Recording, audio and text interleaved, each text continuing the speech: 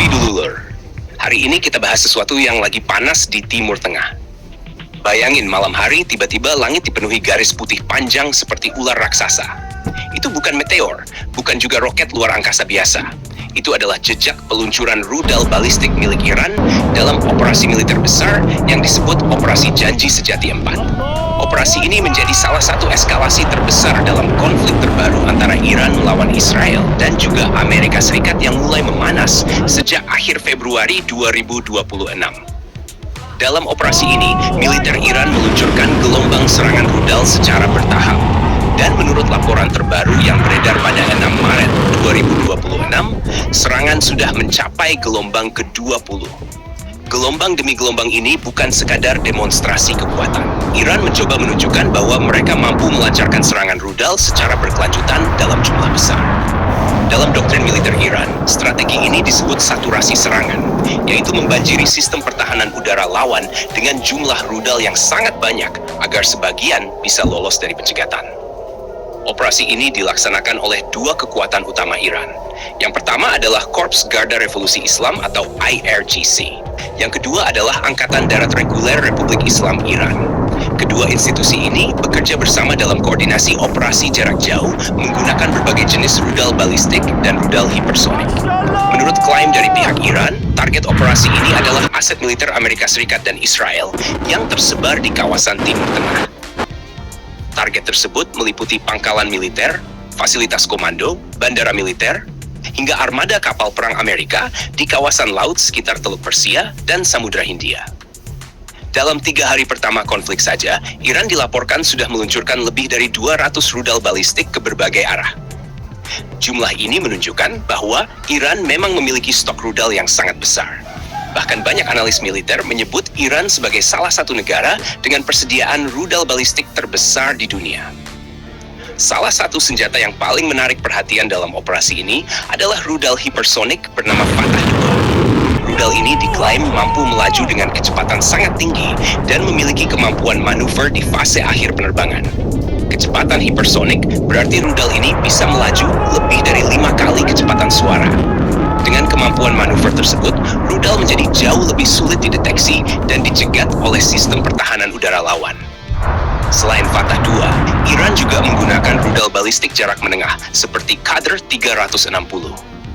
Rudal jenis ini merupakan pengembangan dari keluarga rudal Shahab yang sudah lama menjadi tulang punggung arsenal rudal Iran. Jangkauan rudal ini diperkirakan mencapai lebih dari 1.000 km, cukup untuk menjangkau berbagai target di kawasan Timur Tengah. Visual yang terlihat di langit seperti pada gambar sebenarnya adalah jejak asap dari fase awal peluncuran rudal balistik. Ketika rudal meluncur keluar dari peluncurnya dan roket booster menyala, gas panas yang keluar akan membentuk garis panjang di langit. Jika peluncuran dilakukan secara bersamaan dalam jumlah besar, maka langit bisa terlihat penuh dengan garis putih panjang yang sangat mencolok. Fenomena seperti ini sering terlihat dalam peluncuran massal rudal atau roket jarak jauh. Selain dalam operasi militer, pola serupa juga kadang muncul pada peluncuran roket luar angkasa. Namun dalam konteks konflik ini, garis-garis di langit tersebut merupakan bukti bahwa Iran sedang meluncurkan gelombang serangan rudal dalam jumlah besar. Iran sendiri memang sudah lama mengembangkan doktrin perang berbasis rudal. Hal ini karena mereka memiliki keterbatasan dalam armada pesawat tempur modern. Banyak pesawat Iran masih berasal dari era lama seperti F-4 Phantom atau MiG-29 yang jumlahnya tidak terlalu besar. Karena itu Iran memilih fokus pada kekuatan rudal balistik, drone tempur, dan jaringan milisi regional. Strategi ini memungkinkan Iran menyerang target jauh tanpa harus mengandalkan dominasi udara menggunakan jet tempur. Sementara itu di pihak lawan, Israel dan Amerika Serikat memiliki sistem pertahanan udara berlapis. Israel menggunakan sistem seperti Iron Dome, David Sling, dan Arrow untuk menghadapi berbagai jenis ancaman rudal. Amerika Serikat juga menempatkan sistem Patriot dan Aegis di kapal perang mereka.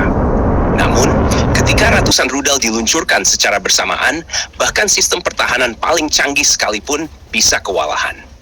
Inilah alasan mengapa Iran meluncurkan serangan dalam gelombang besar. Karena secara statistik, semakin banyak rudal yang diluncurkan, semakin besar kemungkinan sebagian berhasil menembus pertahanan. Dalam laporan yang beredar, beberapa target yang diklaim terkena serangan meliputi fasilitas militer Israel, pangkalan militer Amerika di kawasan Teluk, serta beberapa kapal perang Amerika yang sedang beroperasi di wilayah laut sekitar. Meski begitu, dalam konflik modern, klaim dari masing-masing pihak seringkali berbeda. Iran mungkin mengklaim banyak target berhasil dihantam, sementara Israel dan Amerika biasanya menyatakan bahwa sebagian besar rudal berhasil dicegat oleh sistem pertahanan udara mereka. Yang jelas, peluncuran gelombang demi gelombang rudal seperti ini menunjukkan bahwa konflik sudah memasuki level eskalasi yang jauh lebih tinggi dibandingkan serangan terbatas sebelumnya. Bagi analis militer, Operasi Janji Sejati 4 juga menjadi ajang pembuktian kemampuan teknologi rudal Iran. Dunia sedang melihat seberapa efektif rudal hipersonik dan rudal balistik Iran ketika digunakan dalam konflik nyata, bukan sekadar uji coba.